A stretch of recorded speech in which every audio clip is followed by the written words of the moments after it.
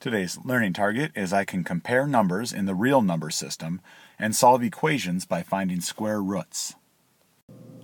Today we're going to be talking about the difference between irrational numbers and rational numbers. An irrational number is a number that can't be written as a fraction.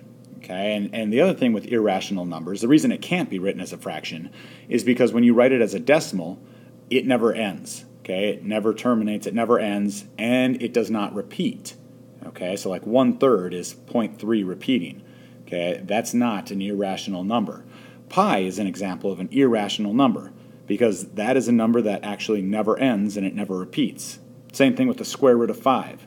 Is that number, if we calculate the square root of 5, will never end and it will never repeat. So here are some examples of irrational numbers. Now, rational numbers are those that can be written as a fraction. Now, all the irrational numbers and rational numbers together, all those together make up what we call our real numbers. Today you're going to have to differentiate between the different types of real numbers. So irrational numbers we've talked about. Whole numbers, remember, start at 0 and go on 1, 2, 3, 4. They're not decimals, so those are your whole numbers. Integers, if you recall, are the whole numbers and their opposites. Right? So 6 is a whole number. -6 would be its opposite. That's considered an integer.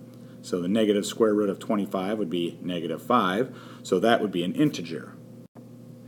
Rational numbers are numbers that can be written as a fraction. Okay, so 1/4, obviously that's a fraction. -7.5, that could be written as a fraction. 7 5/10, 7 1/2. As well as, so a rational number, this would also be considered a rational number, as would a whole number. When I'm asked to compare numbers, like in this case I am, using the less than, greater than, or equal sign, what I want to do is get my numbers into the same sort of format. So in this case I have 3 1/3 and the square root of 15. Now, my best bet is going to be to change these two numbers into a decimal. So I know that 3 1/3 is 3.3 repeating. When I did the square root of 15 on a calculator, I got this number right here. And I can see, remember when I compare numbers, I want to line up the decimals, and this goes on and on and on.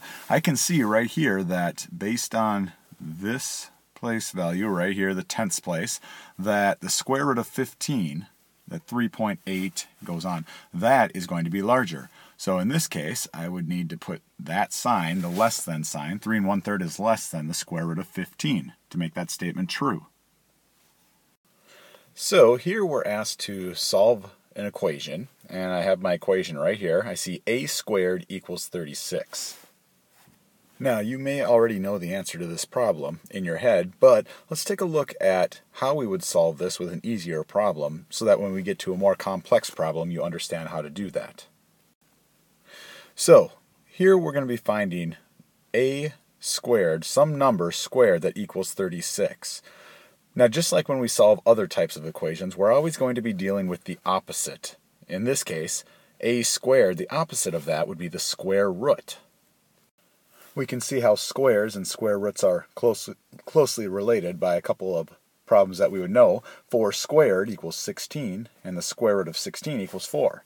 2 squared equals 4, and the square root of 4 equals 2.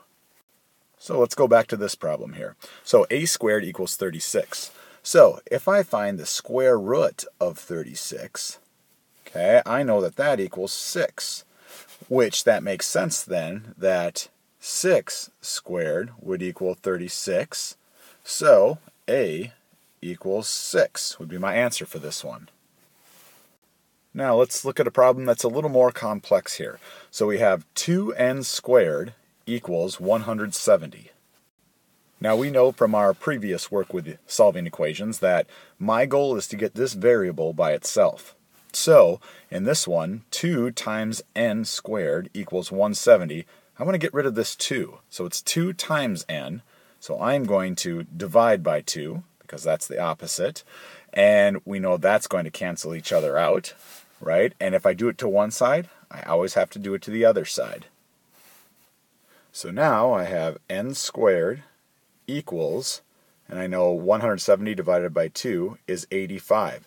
Now, notice how I'm writing each step down in this equation. I want you doing the same thing in today's assignment because I want to see the steps that you're doing. I want to be able to see your thinking. So now I'm looking at n squared equals 85. Alright, so to do that, I'm going to want to do the opposite here, n squared. And so that means I'm going to have to find the square root of 85. So I did the square root of 85 on my calculator. Okay, and you can see here is what I got. A long number here, but I can round to the nearest tenth. So I'm rounding here, so I'm looking at the number next to it. I'm going to say my answer, n, equals approximately 9 2/10. So remember, in today's equations, when you're solving them, I want to see all this work here, because this is going to show me your thinking.